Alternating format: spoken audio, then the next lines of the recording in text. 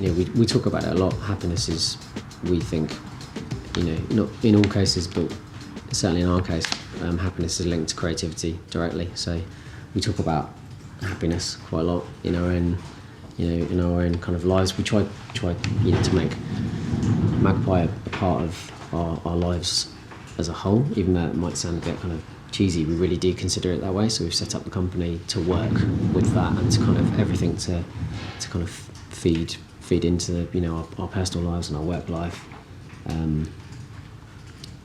It's been a conscious decision to kind of try and build that positive psychology through the studio, and I think that's kind of linked through to from Friday lunch to going away on studio jollies, to the ability for staff to take a sabbatical if they so desire.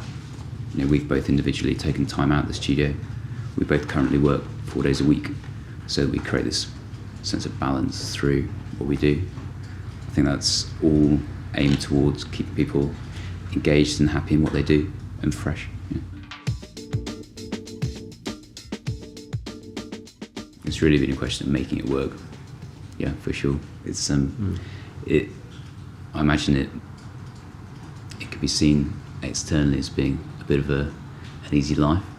I think that it brings with it its own unique challenges in terms of communication and kind of joined up approach to the work that is necessary. It's obviously with one or other of us out at any particular point. There's a greater emphasis on organisation, and certainly that's been something that we've had to focus and refocus and constantly refocus on. It's not like we're looking for an easy ride. We're hard-working people.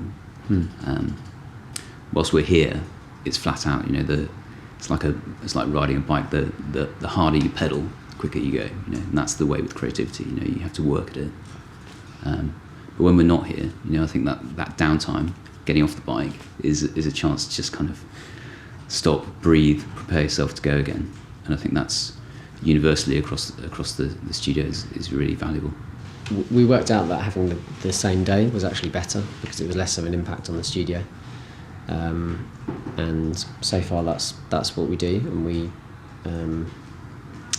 in order to do that we obviously have to trust the people back in the studio, and we have to set up projects in the way that they can run smoothly without us, and we're kind of all in touch anyway. I think the work hard, play hard attitude's always been big for us. We're very motivated as people. We've got a lot of energy. Used to have more, but we need a lot of energy. But in order to get the things that we want, happy life and family and home life and that, we know that we need to work hard to do it, and we love the work, so it doesn't seem like hard work to us a lot of the time.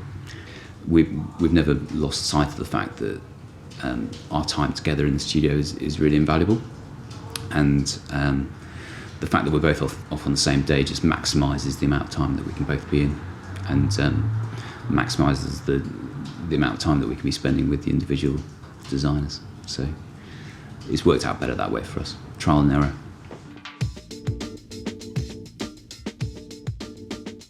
Every month, the idea of the social baton is someone takes it in turns to organise something socially, and it's great because there's that kind of pressure on your turn being something interesting or unexpected. And so far we've had 2 or 3, and they've been brilliant. Yeah, socially, I suppose in terms of process, we try to. There's probably nothing unique about it, but we try to maintain continuity through projects. So if someone's concept gets pulled through to delivery, then the idea is that they'll see that through. So you get that sense of ownership and creative fulfilment. Beyond that, it goes in waves depending on what projects we're working on and who's busy and who's not. But I definitely think an informal atmosphere, but with the shared kind of passion and motivation for the work, is what makes it work.